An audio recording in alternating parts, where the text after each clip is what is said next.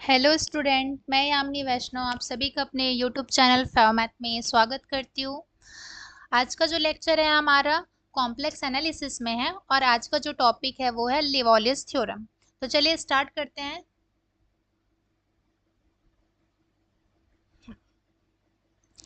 State and prove Liouville's theorem. तो सबसे पहले हमें स्टेटमेंट पता होना चाहिए लिवोलियस थ्योरम का क्या होता है। तो स्टेटमेंट मैं लिखती हूँ यहाँ पे, मैंने इसमें लिखा नहीं है। If F of Z is an integral function, integral function satisfying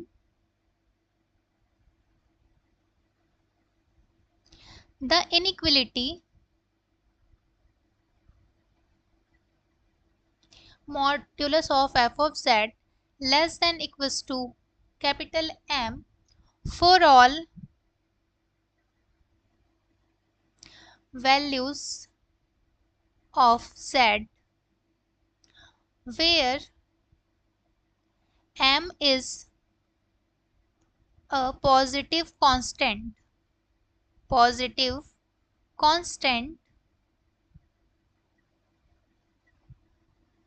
then function f of z is constant. एक स्टेटमेंट और है इसका, a bounded entire function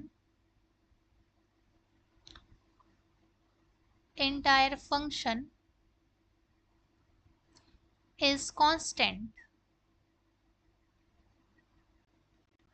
ठीक है, मतलब जो लेवोलियस थ्योरम है वो क्या कहता है कि फंक्शन आपका क्या होना चाहिए, एंटायर फंक्शन होना चाहिए उस पूरे कॉम्प्लेक्स प्लेन में सी में, एंड सेटिस्फाई द इनइक्वलिटी, मतलब ये वाली जो इनइक्वलिटी है बाउंडेड वाली, जहाँ पे आपका जो फंक्शन है वो बाउंड कर रहा है इस m पे, और m क्या है, पॉजिटिव कांस्टेंट है। मतलब for all values of z के लिए फंक्शन बाउंड हो रहा है इस m पर, और m कैसा है, एक पॉजिटिव कांस्टेंट है, देन फंक्शन क्या होगा, कांस्टेंट होगा। एक स्टेटमेंट और है इसका कि a bounded entire function is constant, मतलब कि लेवोलियस थ्योरम के लिए आपको बाउंडेड और साथ में इंटायर फंक्शन, ये दोनों की बात करनी है, देन फंक्शन क्या होगा, कांस्टेंट होगा। इसमें से अगर एक भी छूटा तो आपका फंक्शन क्या नहीं होगा, कांस्टेंट नहीं होगा। आप देख सकते हैं एग्जांपल लेके। ठीक है, तो बाउंडेड और साथ में फंक्शन का एंटायर होना बहुत जरूरी है। ओके, अब इसका हम प्रूफ में आ जाते हैं।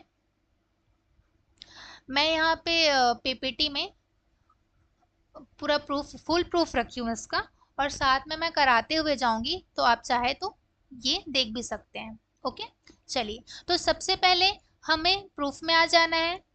यहाँ पे z1 z2 be two arbitrary distinct points दिया गया है इन द z प्लेन, है ना।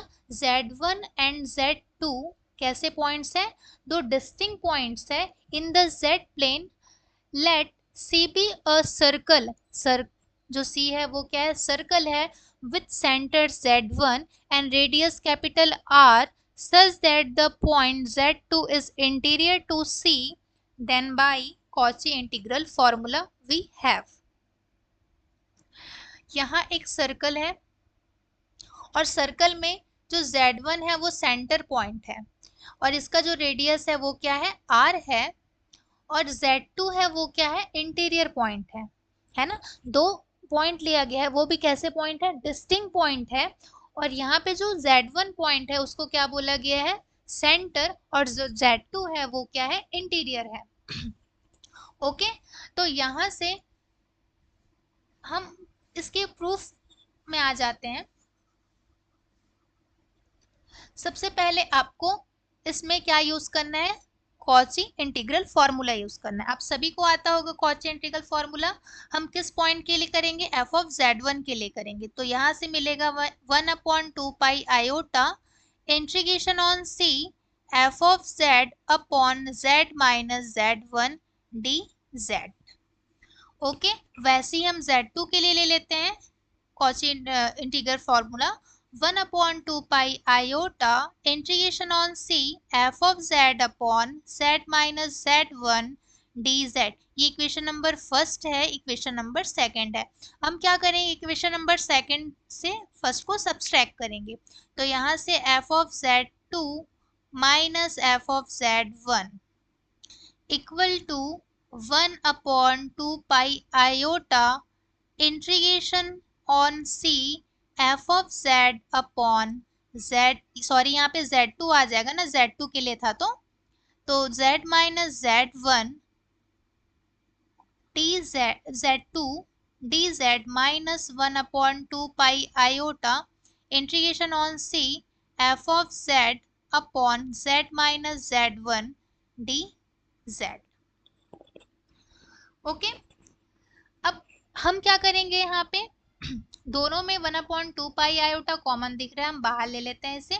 1/2 pi integration on C 1/z minus Z2 minus 1/z minus Z1। Okay, यहाँ से F of Z D Z. Next आगे हम देखेंगे let us choose r so large that modulus z2 minus z1 less than r by 2 since the equation of the circle is modulus z minus z1 equals to r।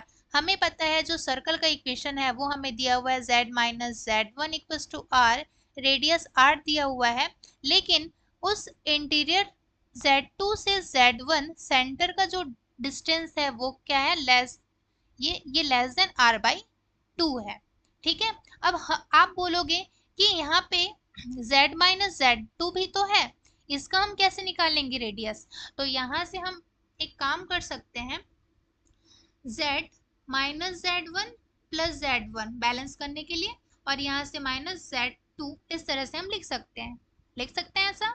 Okay, अब आप देखेंगे यहाँ पे इसे अलग अलग मॉड्यूलस में लिख लेते हैं। तो यहाँ से ये हो जाएगा modulus z minus Z1 minus बाहर निकाल लो, तो यहाँ से Z2 माइनस Z1। अभी क्लियर हो गया। अब इसकी जगह आप रख दो r और यहाँ पे रख दो r बाई 2, और यहाँ से मिल जाएगा हमें क्या, r बाई 2। तो किसकी जगह हम रखेंगे, मॉड्यूलस z माइनस Z2 की जगह रखेंगे r बाई 2। ठीक है, अब यहाँ पे आ जाइए, ये अब आप डायरेक्ट इसमें ना रखिए, है ना, इसमें डायरेक्ट नहीं रखना है आपको दोनों तरफ मॉडुलस लेना है, मॉड लेना है। ओके, देन उसकी वैल्यू पुट करेंगे। कई लोग गलती करते हैं कि बिना मॉड लिए ही वहां पे रख देते हैं, तो हमें क्या करना है, वहां मॉड लेने हैं। ठीक है, तो चलिए इसको हम कर लेते हैं। ये तो यहाँ से मॉड लिया गया है, और देखिए यहाँ से सभी को अलग अलग मॉड में लिख लिया गया है मॉड्यूलस में। तो यहाँ से Z2 minus Z1 upon 2 pi, यहाँ से integration on C F of Z T Z upon Z minus Z1 Z minus Z2 less than equals to modulus Z2 minus Z1 upon 2 pi. Mod जैसे ही mod apply किया तो iota क्या हो गया, 1 हो गया। यहाँ से हमने मॉड्यूलस एफ ऑफ जेड कर लिया, नीचे भी हमने इसमें मॉड अप्लाई कर दिया है। ओके, अब हम यहाँ पे रख सकते हैं, तो यहाँ पे हमने r रख दिया, यहाँ से r बाई 2 रख दिया। ओके, और यहाँ पे मॉडुलस डी जेड है। क्लियर। अब यहाँ से function modulus F of Z हमें पता है m है, less than equals to m, तो यहाँ पे इसकी वैल्यू रख देंगे जहाँ पे वो बाउंड कर रहा है m, और हमने इसको बाहर ले लिया। वैसे ही Z2 माइनस Z1 को भी हमने बाहर ले लिया। अब यहाँ पे हमें क्या मिला, modulus Z2 minus Z1 upon 2 पाई, और यहाँ से integration on C m upon r square by 2 modulus D Z, ये है। ठीक है, तो यहाँ से आप क्या करेंगे, इसे बाहर ले लेंगे। जैसे ही बाहर लेंगे ये हो जाएगा लेस देन इक्वल्स टू, आप सभी को बाहर ले लीजिए। यहाँ पे देखिए, यहाँ पे m बाहर हो गया, मॉडुलस Z2 माइनस Z1 बाहर हो गया, नीचे 2 पाई है, r स्क्वायर बाहर आ जाएगा। ओके, और यहाँ से हमें मिलेगा क्या, 2 से 2 कैंसल आउट हो जाएगा ऊपर जाके, और यहाँ पे मिलेगा integration on C D Z, यहाँ है एम, नीचे आएगा आर स्क्वायर, 2 तो कैंसल आउट हो गया था वहां से, 2 को हम यहाँ हटा देते हैं। ओके, यहाँ क्लियर है। अब ये क्या होगा इसकी परिधि क्या होगी, 2 पाई आर होगी, है ना, और रेडियस कैपिटल आर है, तो यहाँ से ये हो जाएगा modulus Z2 minus Z1 m upon pi R square, और यहाँ से 2 पाई आर, तो पाई से पाई कैंसिल हो गया, एक आर कैंसिल हुआ, क्या बचा, modulus Z2 minus Z1 m upon R, और ये सामने 2 मल्टीप्लाई में आ जाएगा। जैसे ही लिमिट, यहाँ पे देखो, the expression on the right hand side of this inequality tends to 0 as R approaches to infinite, तो ये वाली इधर वाली टर्म पूरी 0 हो जाएगी, और हमें क्या मिल जाएगा, f of Z2 minus f of Z1 equals to 0, then ये राइट साइड ट्रांसफर हो जाएगा और ये हमें इस तरह से मिल जाएगा। Since the holds for all couple of points Z1 Z2 in the Z plane, then f of Z is a constant. ठीक है, तो मैंने इसके बाद वाला प्रूफ नहीं कराया होगा, यहाँ पे आप लोग को देखने से ही समझ में आ जाएगा। ओके, तो आज के लिए बस इतना ही। वीडियो आपको अच्छी लगे तो लाइक एंड सब्सक्राइब जरूर करें। धन्यवाद।